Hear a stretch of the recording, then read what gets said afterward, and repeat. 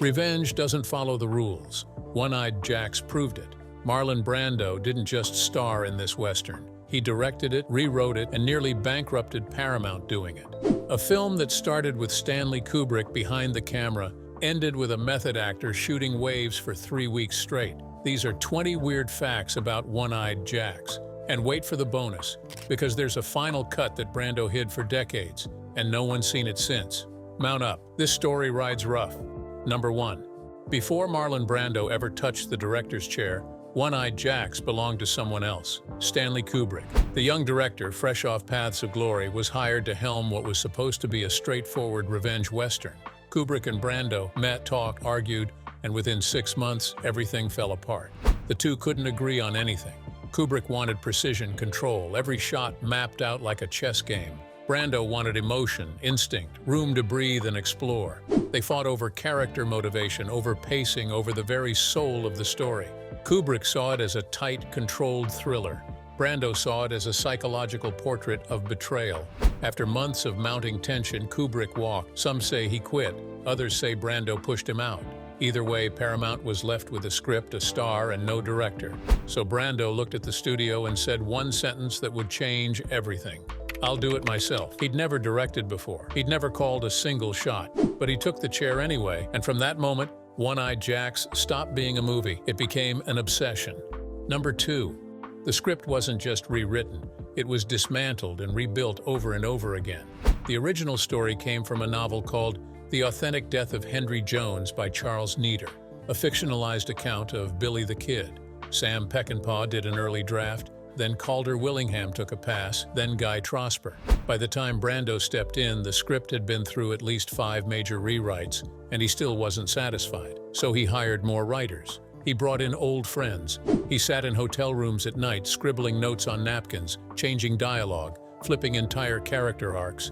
Scenes that were written one week were thrown out the next. Characters disappeared. New ones appeared without warning. The crew never knew what they were shooting until the morning of.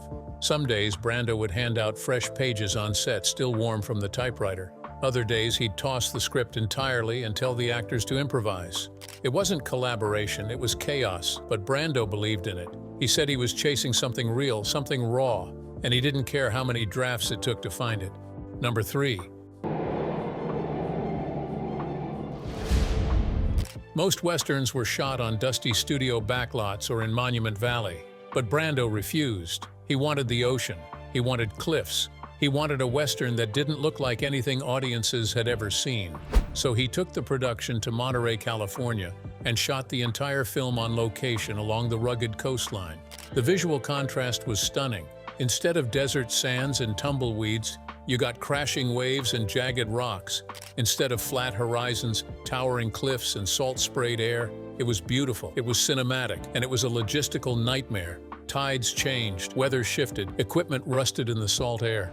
Cameras had to be repositioned constantly to catch the light bouncing off the water, and Brando didn't care. He'd wait hours for the perfect wave. He'd delay entire scenes because the clouds weren't right. The crew grumbled, the studio panicked, but when the film finally hit theaters, critics couldn't stop talking about how gorgeous it looked. That coastline, those waves, that light. It became the visual signature of the film, a western that drowned its violence in beauty. Number 4. Brando didn't just direct the actors, he lived with them. He insisted the entire cast stay together in Monterey throughout the shoot, not in separate hotels or trailers, but close, like a theater troupe on the road. He wanted them to build chemistry, to feel the isolation, to become the outlaws they were playing. So they spent evenings together, they ate meals together, they rehearsed late into the night, sometimes until dawn. And Brando, he never stopped directing. He'd pull actors aside during dinner, whisper notes, question their choices, push them to dig deeper. Carl Malden later said it felt less like making a movie and more like attending an acting workshop that never ended. Some cast members loved it, others found it exhausting. But no one could deny the intensity on screen. These weren't actors playing parts. They were people who'd been living inside these characters for months, and you could feel it in every glance, every pause, every moment of silence. Number 5. The famous whipping scene, the one where Brando's character Rio is publicly humiliated and beaten bloody in the town square, wasn't in the original script. Not like that. It was supposed to be a quick moment, a plot point to fuel the revenge. But Brando expanded it. He choreographed it. He made it brutal, unflinching, almost unbearable to watch, and then he shot it over and over again. He wanted the audience to feel every lash. He wanted them to sit in the discomfort, to not look away. The scene took 3 full days to film. Brando insisted on using a real whip, though it was pulled to avoid serious injury. Still, the sound, the snap, the way his body reacted, it was visceral. When the studio first saw the footage, they wanted to cut it down. Too violent, they said, too intense for a mainstream Western. But Brando fought to keep it. He said the film didn't work without that moment. The humiliation had to be real. The pain had to be felt. And when One-Eyed Jacks finally premiered, that scene became one of the most talked about moments in the entire picture. Not because it was shocking, because it was honest. Number 6. Shooting was supposed to take 60 days. It took 6 months. The film went so far over schedule that Paramount executives started flying into Monterey just to figure out what was happening. And what they found was a director who shot everything, from every angle and every variation. Brando didn't believe in coverage, he believed in options. He'd shoot a scene 20 times, each take slightly different. He'd move the camera, he'd change the blocking, he'd ask actors to shift their tone, their energy, their intention. One scene might have 30 usable takes, and Brando wanted them all.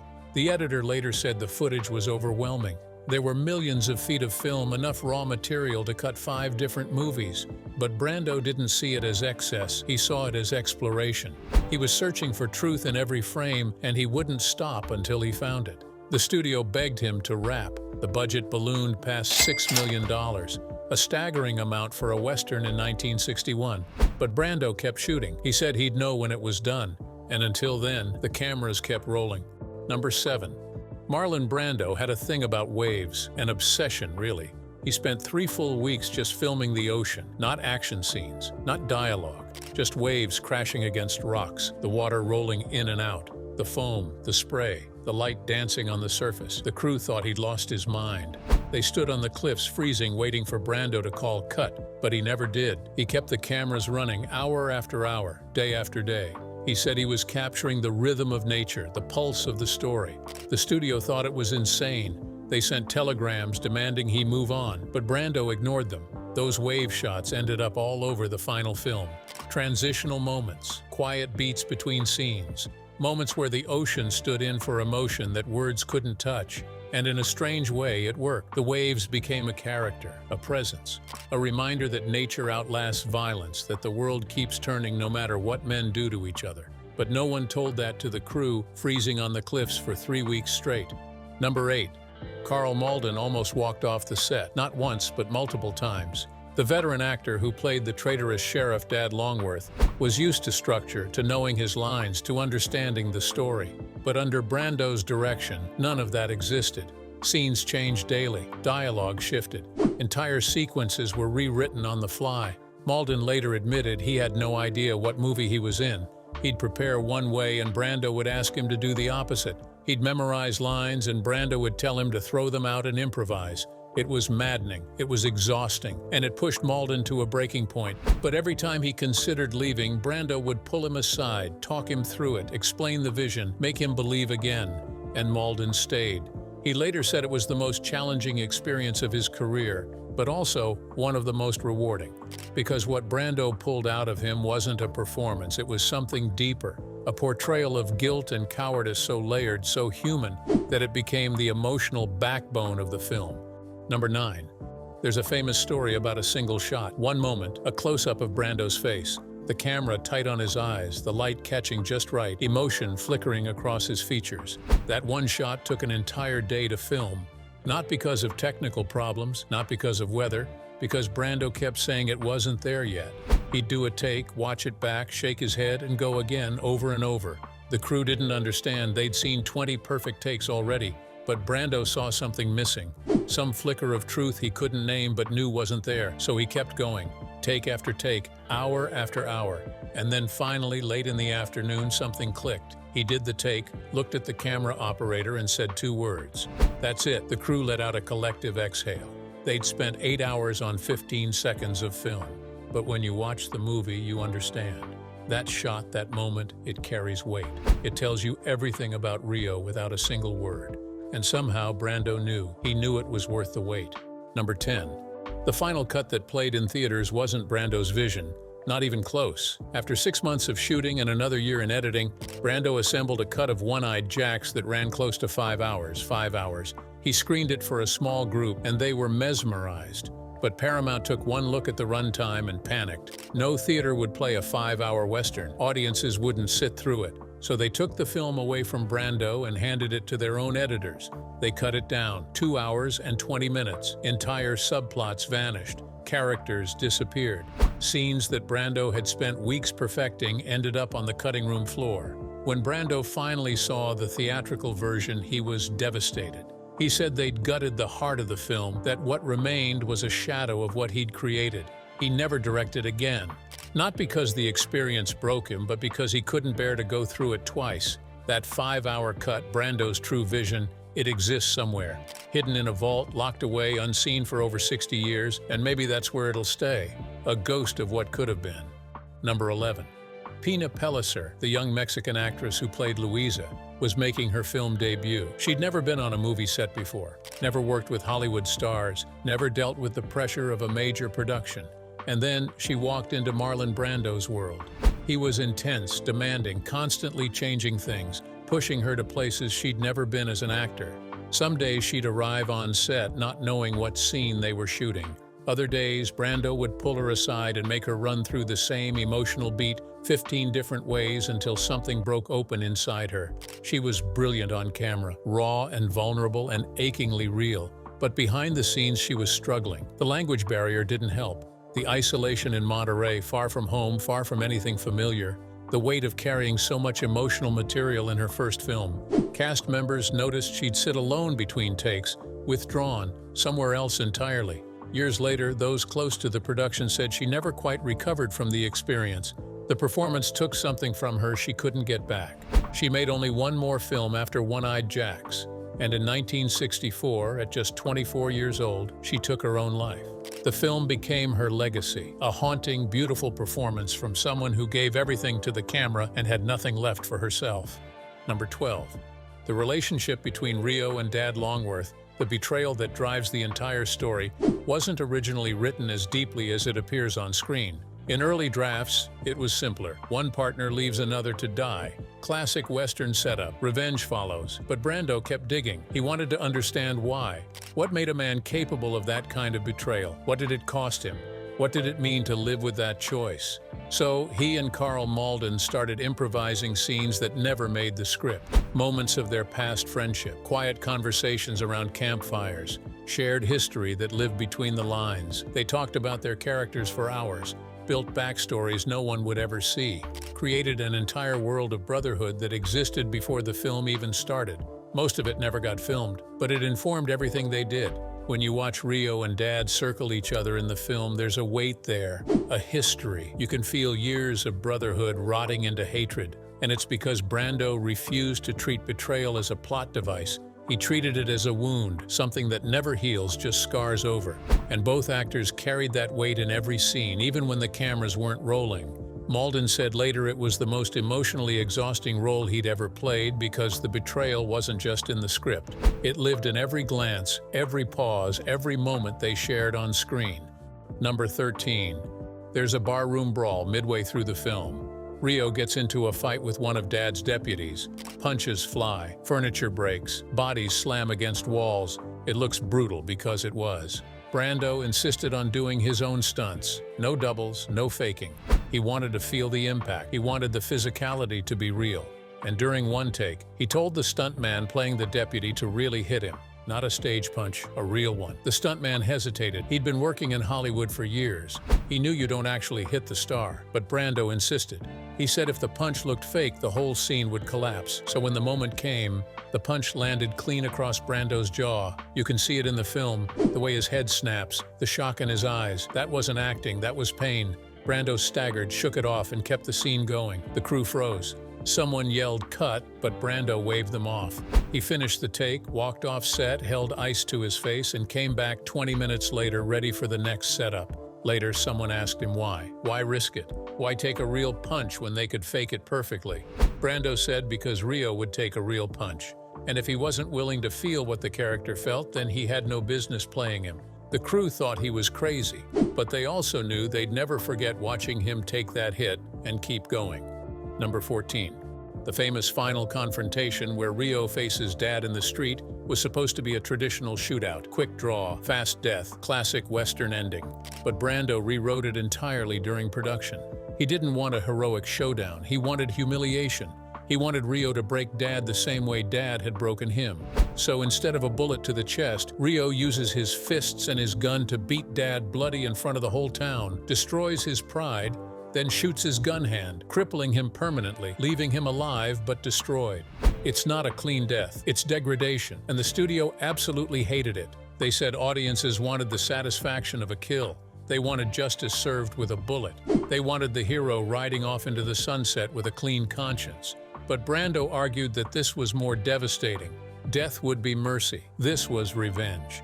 And when test audiences saw it, they were silent. Not disappointed silent, disturbed silent. Not because it didn't work, because it worked too well. It was uncomfortable, unsettling, and exactly what Brando wanted. He said revenge isn't supposed to feel good. It's supposed to feel empty. The moment you get it, you realize it doesn't change anything. It doesn't bring back what you lost. It just leaves you hollow. And that ending, it left you hollow. The studio fought to change it. They offered rewrites. They suggested reshoots, but Brando refused. He said if they changed the ending, they'd destroy the point of the entire film. And somehow he won that battle. Number 15. The cinematographer Charles Lang was a Hollywood veteran with decades of experience. He'd shot Some Like It Hot, Sabrina, dozens of Hollywood classics. He knew how to light stars. He knew how to make things look beautiful, polished, perfect. But Brando kept pushing him towards something else, something rougher. He wanted natural light. He wanted shadows. He wanted the camera to feel like a witness, not a showman. So Lang adapted. He started using longer lenses, keeping the camera at a distance, letting scenes breathe instead of cutting in tight. He lit Brando's face with harsh sunlight that emphasized every scar, every imperfection, every bead of sweat. He shot the ocean at magic hour, waiting until the light turned the water into molten gold. And he fought with the studio when they complained the footage looked too dark, too moody, too different from standard westerns. They wanted glamour. They wanted movie stars looking like movie stars. But Lang believed in what Brando was chasing. He said later that One-Eyed Jacks was the most visually ambitious Western he'd ever shot. Not because it was showy, because it was honest. The camera didn't lie, it didn't flatter, it just watched. And sometimes that's more powerful than any trick of the light. Those coastal shots, that natural lighting, the way the film feels almost documentary at times, that was Lang and Brando pushing against everything Hollywood Westerns were supposed to look like. Number 16. During production, Paramount executives started calling One-Eyed Jacks Brando's folly behind closed doors. They'd watch the budget climb past $4 million, then $5 million, then $6 million, and the schedule stretched from 2 months to 3 to 6, and they couldn't understand what was taking so long. One executive flew out to Monterey specifically to observe. He watched Brando shoot the same scene for the 20th time with barely any differences between takes. He watched the crew wait for hours while Brando stared at the ocean. And finally, he pulled Brando aside. "What are you looking for?" he asked, genuinely trying to understand. Brando didn't have an answer, or rather he had an answer the executive couldn't understand. He was looking for a moment that felt true, a gesture that revealed character, a silence that said more than words. But you can't put that in a production report, you can't justify it to stockholders. You can't explain it to men who measure success in schedules and budgets. So the executive left frustrated, and the rumors started spreading through Hollywood. Brando had gone mad with power. He didn't know what he was doing. The film would be a commercial disaster, and maybe they were right. Maybe he didn't know what he was doing in the traditional sense, but he knew what he was feeling, and he trusted that more than any production schedule or executive note.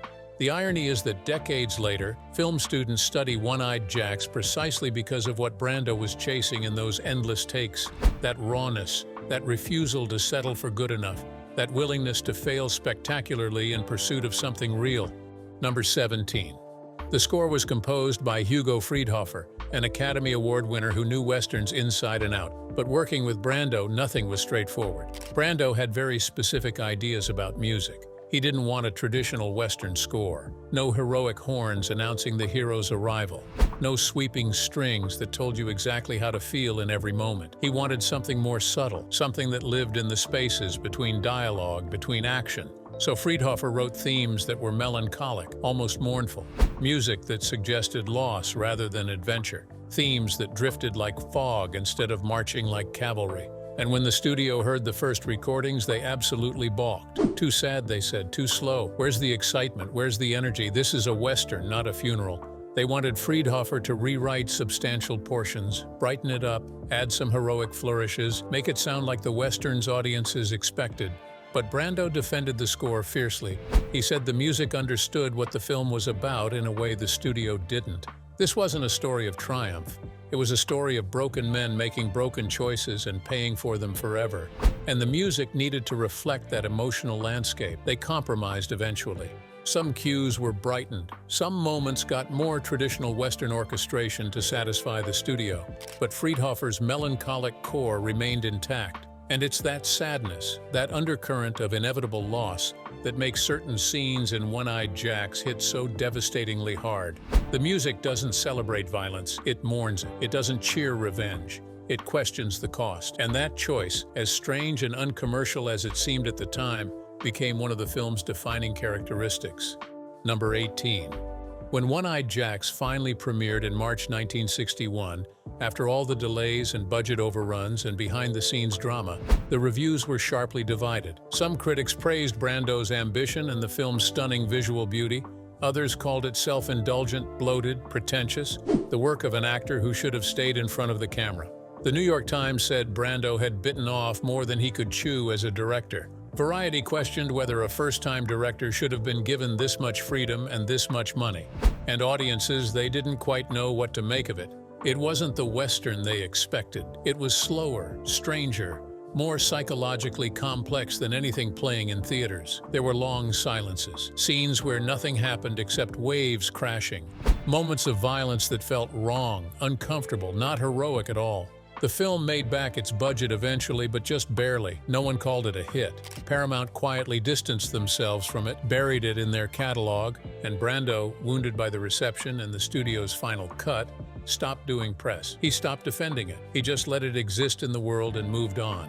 But something strange happened over the decades. As Westerns evolved in the late 60s and early 70s, as filmmakers like Peckinpah and Penn started deconstructing the genre's myths, One-Eyed Jacks began to look prophetic. Critics revisited it with fresh eyes. Film scholars started writing about it as a bridge between classical Hollywood and the coming new wave.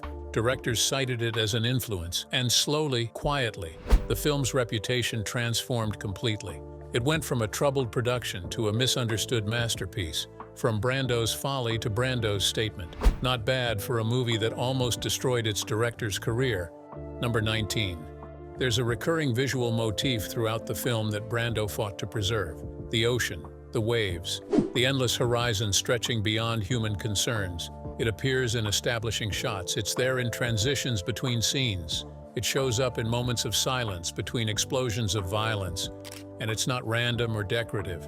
Brando said he wanted the ocean to represent something larger than revenge, larger than the characters, larger than their petty human dramas, something eternal. A reminder that all this violence, all this hatred, all this consuming need for vengeance, it's temporary. The waves were here before these men. They'll be here long after. Nature doesn't care about your grudges. It doesn't take sides. It just keeps moving, indifferent to human suffering. But here's the strange part. That symbolism, that deeper meaning, it was never explained in the film. Brando never had a character spell it out. No speech about the eternal sea. No obvious metaphor. He just trusted the audience to feel it on an instinctive level. And some did. Others didn't notice at all. But for those who connected with it, those ocean shots became the soul of the movie. A visual poem running beneath the surface about the ultimate futility of revenge. All these years later, that's what people remember most vividly. Not the gunfights, not even the brutal ending, but those waves, endless, indifferent, beautiful, still moving long after the violence has ended. Number 20. After One-Eyed Jacks wrapped and the studio battle ended and the disappointing box office numbers came in, Brando was offered multiple directing opportunities. Studios still wanted him despite everything. Actors wanted to work with him. Scripts landed on his desk with notes saying director's cut guaranteed, but he said no every single time. When asked why in interviews, he'd give different answers depending on his mood. Too exhausting, too painful, too much compromise with people who don't understand.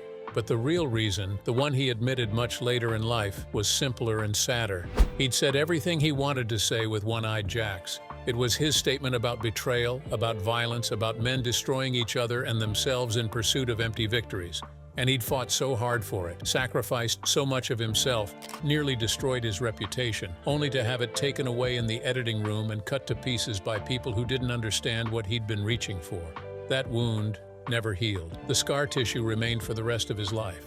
He couldn't go through it again, couldn't pour himself into something that completely, knowing the studio would have final say no matter what the contract promised. So he walked away from directing forever. One film, one vision, one shot at controlling his own story. And even though it was compromised, even though his 5-hour cut never saw the light of day, even though the studio privately called it a failure and a cautionary tale about giving actors too much power, Brando never truly regretted making it. Because for 6 months in Monterey, shooting waves and rewriting scenes and pushing actors to their absolute limits and fighting for every frame, he'd been completely free to chase his vision.